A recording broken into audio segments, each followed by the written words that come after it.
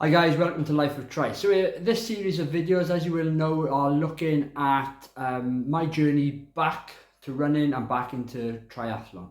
And it all started because a number of years ago I was doing triathlon, I was into Ironman, various other distances, but COVID, injury, and just general life has meant that I haven't been able to sort of do as much triathlon as possible. Injury has played a major part into not training. So decided to go back to basics, and here we are doing Couch to 5K to get my running back up. And something I should probably note that I may not have spoke about in the other videos, that running is the biggest impact for me, and it's the biggest impact on your body anyway. You know, swimming and cycling, the forces that are going through the impacts within your body are a lot less for them. But running, you're pounding this, the streets or the whatever trails you're running on.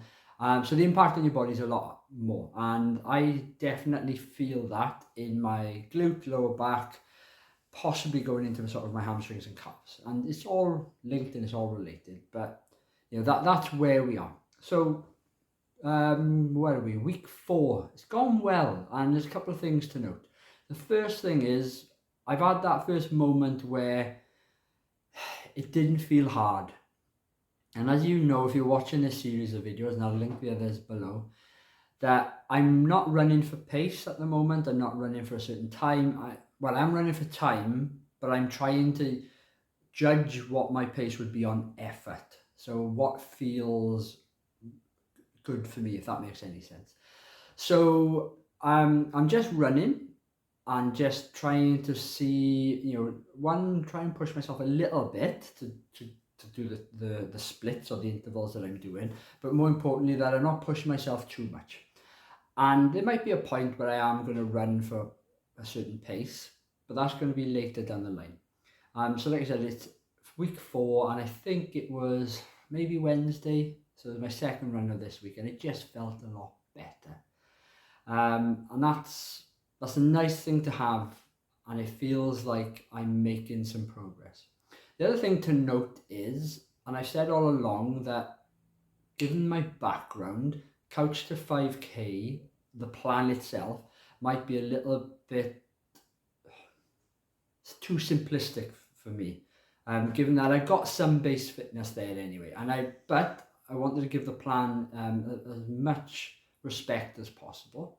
And this week is probably the first time that I've altered the plan slightly, and that alteration has come in the rest periods between the intervals. So this week it was a 5-minute brisk walk warm up. I didn't do 5 minutes, I did 2 or 3 minutes maximum. Then a 3-minute run, a 90-second rest, so that's a walk, a 5-minute run, a 2.5-minute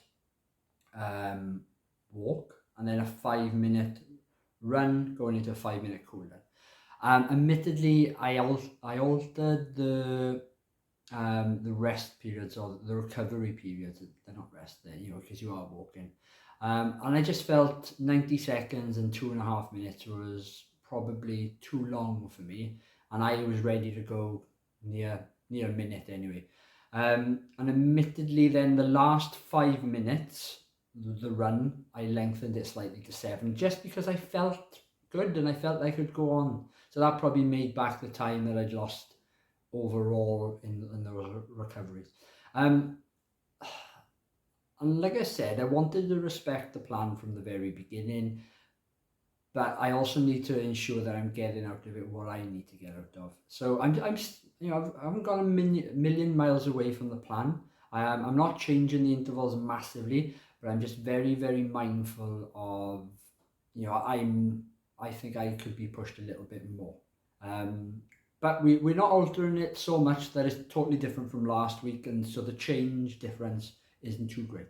So that's the second thing to note. And I'll probably look at week 5 now and see how the first run goes and whether there's some alteration, more on how I feel, and more towards the end of the actual session, not at the beginning. So I won't go into the session thinking, oh, I'm going to totally change and do this and this. I'll see how the first session goes, and if at the end I want to run a little bit more, or I feel that the rest of the recovery intervals are too long, I'll probably shorten those bits and then lengthen the run. But we'll see how it goes. The other thing that happened this week, and it's quite important to note, I think, but safety when running. So you'll see behind me, there's some pumpkins, and it's coming up to Halloween. So Halloween this weekend, so towards the end of October. The nights are drawing in, it's getting colder, the weather's slightly changed as well, it's a little bit wet. Although today is glorious and typical because it's not a run day. And funnily enough then, on Monday, I wasn't really prepared as well as I could be for the nights that drew in really quickly all of a sudden, and then sort of what I was wearing and what equipment I had on me. And it's only a brief run, so I shouldn't have a huge amount of equipment, but this all resulted in me falling. And funnily enough, I was on a route that I knew, but on a section which was dimly lit, and there was a tree root which had pulled up a bit of the pavement, and over I went. So I felt more of a fool than anything. I didn't really hurt myself, although a couple of cuts and grazes on my hands. Which brings me to sort of the topic that we're going to talk about in this video. We've done the recap, and I always try to do, I suppose, a little bit like a He-Man end credit scene or whatever, where he gives a bit of advice. And so here I am with my He-Man advice. And it's just some tips that when you are running in the winter or in the evenings and things, just to be a little bit more prepared. And bear with me because I've got some notes. But the first thing to do is, if you can, run with others. Safety in numbers, and if you're part of a running group, running club, or just running with a friend, brilliant. But it just minimises the risk of you being out running and running on your own. But if you can't run with others because of commitments, your commitments, their commitments, fair enough. But these other points are just something to note. So if you are running and it's dark and maybe it's of an evening and it's not the most populated area, think about what you have on in your ears.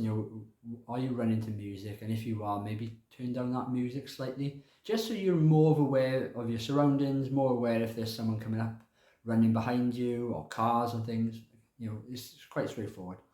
The next one is, and it's quite simple and straightforward, stay visible. If you're a cyclist or you're a triathlete, and you're doing cycling sessions, chances are you're used to wearing high vis and just colours which make you stand out. Again, if it's dark and if people can't see you, you're in a world of pain if you get hit by cars and so on and so forth. The other thing to consider, and this doesn't agree with everyone, but consider running with lights. That could be just a visible band which people can wear around their arms or legs or ankles, to running with head torches. I run with a head torch sometimes, and it all depends on what you can find and what you're comfortable with and what works for you. Thankfully, I've got a running head torch which there's not much movement, and it's not the brightest, but it gives me enough if I've picked a route which has a section which maybe is a little bit dimly lit. But it's just something to consider. It's not for everyone, but something out there. The next one then is to tell someone, if you're running on your own, what route you're doing. Whether that be a loved one, you're leaving your wife, your partner, your husband in the house, and just say, I'm doing X, Y, and Z route, should be back in half an hour. And it just manages the expectation then of when you're going to be back. And if you're not back within that time scales, that people at least know where you've roughly gone. That does lead me to route and what route you're going to do. Try and choose a route which is possibly populated, that there's lighting on it, it's not too dark in sections. Some of the things we spoke about just previously will, some of them can be avoided if you're in a nice lit area. Not always the case and not always possible for people, but there we go. And then finally, and the one that I like to do, is take your phone. And it's not just to take a nice picture for Instagram or for Facebook, but again, if something happens, like me this week when I fell, if it had been serious, I could have just picked up the phone and rang someone to say, can you come and collect me? or if you're in a situation where you're not feeling safe, you can ring someone. Anyway, guys, on to week 5. Hopefully it'll go well. Hopefully the rain will keep off. Hopefully we'll have a little bit more of the sunshine we've got today. But anyway, keep safe, and hopefully these videos are helping. Cheers all.